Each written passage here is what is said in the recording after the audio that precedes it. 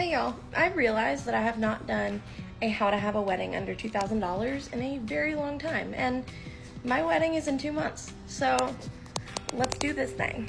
So again, I had tallied everything out, I had tallied everything out to about $2,000 the last time I was on here. And that included a wedding dress from David's Bridal. That included, if we had to pay for the food, everything, the whole 9 freaking yards. Which granted, the church we're getting married in is going to be completely free. So we don't have to pay for that part. And the people that are marrying us are great people. And we've honestly gotten to talk to them a lot more. And honestly, my fiance and I love them both. So that's just one thing, okay? But as far as the dress, let's just start with the dress. That was a pain in my...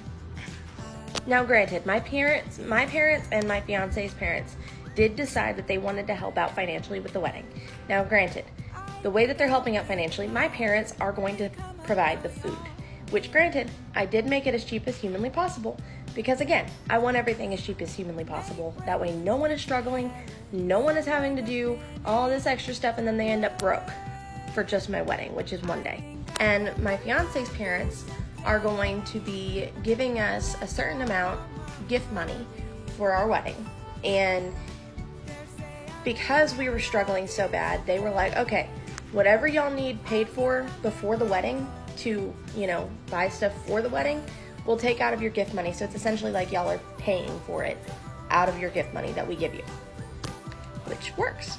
As far as my parents go, sorry, I have ADHD and I have a really hard time focusing. As far as my parents go, my parents raise pigs. So they're gonna, a few, and they are going to take the meat to my grandfather who has a smoker, and he's going to smoke the meat. And so that way my parents only have to pay for the fixins and like the sides and stuff, which is literally like nothing. Anyway, back to my dress. It was a pain in my ass. So let me just real quick tell you.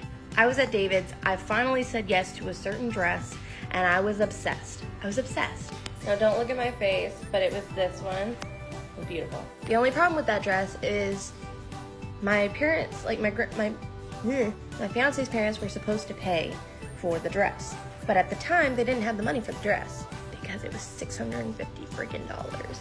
So I decided to go on Amazon and I was going to find a much cheaper dress. That way it was much easier to fix, much easier to get and quicker, and that way I could get it in, get it hemmed and everything. That did not go well. Go to part 2 if you want to hear my terrible story of my dress.